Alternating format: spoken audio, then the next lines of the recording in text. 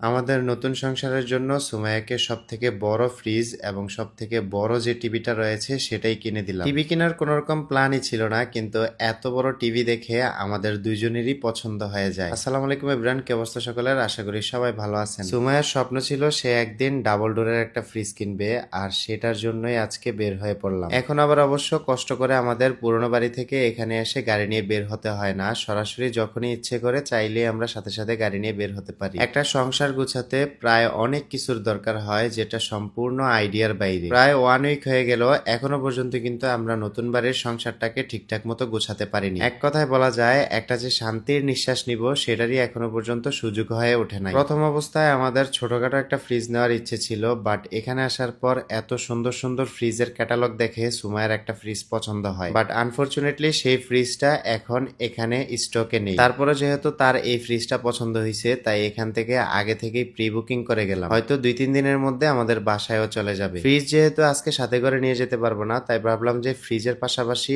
অন্য কিছু এখান থেকে নিয়ে যাই। ফার্স্টে আমরা মাইক্রোওভেন দেখলাম এন্ড আরো অন্যান্য অনেক কিছুই দেখলাম। সবকিছু ঘুরে দেখার পর ভাবলাম যে আমাদের বাসার জন্য একটা টিভি দরকার, কারণ এত বড় একটা ড্রয়িং রুম ফাঁকা পড়ে আছে, এখানে একটা টিভি না থাকলে দেখতে ভালো লাগবে না। তাছাড়া আজকের দিনে টিভির উপরে বিশাল একটা ডিসকাউন্ট আছে, সো এই সুযোগটা তো মিস করা যাবে না। আমরা যে টিভিটা চাইছি সেই টিভিটা আসার আগে এখানে আমরা আপনাদেরকে ফ্রিজটা দেখাই। আমাদের যে ফ্রিজটা হবে মোটামুটি ঠিক সেম টু সেম এরকমই হবে, কিন্তু আমাদেরটা অন্য ব্র্যান্ডের হবে, আর পাশাপাশি একটু ডিজাইনটাও চেঞ্জ হবে। ফ্রিজের ক্ষেত্রে সবচেয়ে দামি ফ্রিজ হলো হিটাসি এন্ড শার্প। আমরা কোন ফ্রিজটা নিয়েছি সেটা আপনারা জানতেই পারবেন। ডিপ ফ্রিজ তো অলরেডি আমরা এর আগেই নিয়ে নিয়েছি, তাই আমাদের আপাতত ডিপ ফ্রিজের কোনো দরকার নেই। এর ফাঁকি দিয়ে আমাদের সেই পছন্দের যে টিভিটা, সেই টিভিটাও এখানে চলে আসছে। এটা হলো 65 ইঞ্চির একটা টিভি, যেটার উপরে বাংলাদেশে এখনো পর্যন্ত অন্য কোনো টিভি আসে নাই। লেটেস্ট মডেলের মধ্যে এই টিভিটাই হচ্ছে বেস্ট, আর এটার সাইজটা এত বড় যে এটা আমাদের হল রুমে থাকলে